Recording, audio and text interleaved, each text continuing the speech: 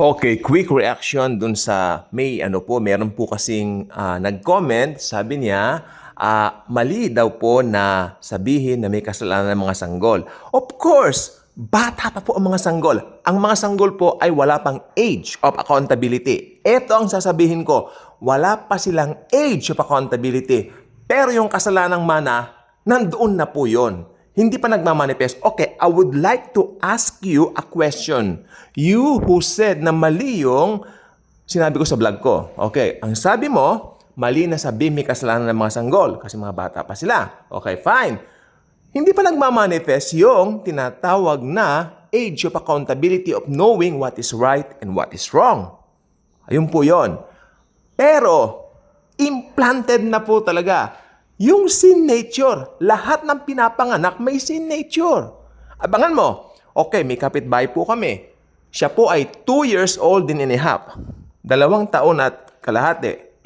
Bali, pamangkin ko po yun, anak ng pinsan ko. Alam nyo, nagmumura na. Yeah?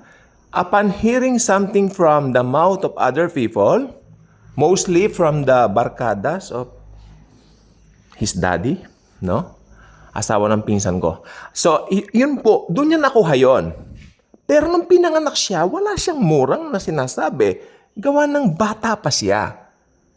Pero nandoon po talaga yung sin nature sa bawat tao. What I'm telling here is yung sin nature. Okay, may talata ko sa'yo. Ikaw na nagsasabi na mali yun. Ang lahat ay nagkasala, walang matuwid, wala kahit isa. The Bible is talking about the sin nature. It's not talking about the sins committed. The sin nature.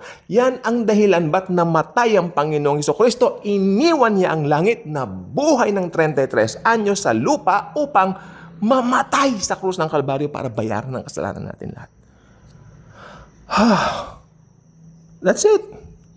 Another thing na mali daw na dun sa vlog ko, sabi niya, na kailangan daw, hindi lang daw sapat yung manampalataya ka lang kay Hesukristo sa tinapos niyang gawa na namatay siya, nilibing, nabuhay, hindi daw sapat na manampalataya ka. Oh, no. Sapat na po yon.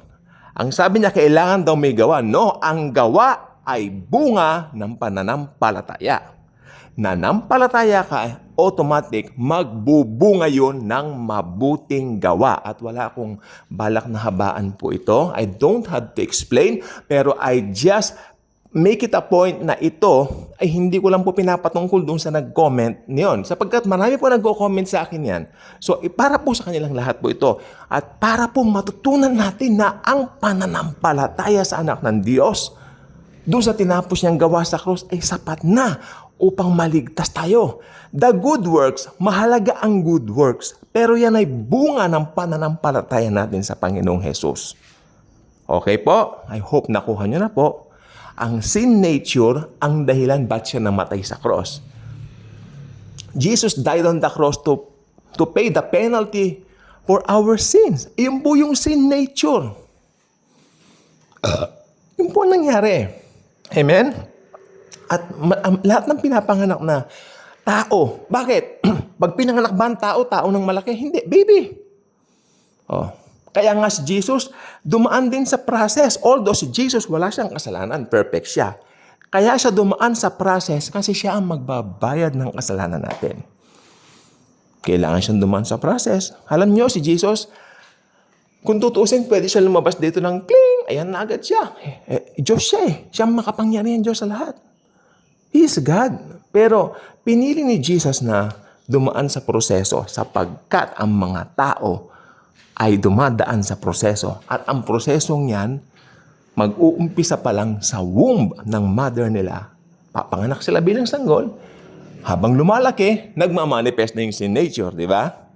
Yung sin nature ang kailangan tanggalin. At pag natanggal na yung sin nature na yan sa pamamagitan ng pananampalataya mo sa tinapos na gawa ni Jesus sa krus ng Kalbaryo, magkakaroon ka ng kaligtasan.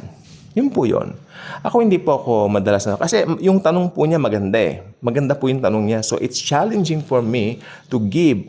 This is not an opinion. This is the truth of God's Word. OMG. This is the truth of God's Word. Sharing sa lahat ng mga nanonood at nakikinig po dito. Okay? And I hope matuto po tayong lahat. Bye-bye.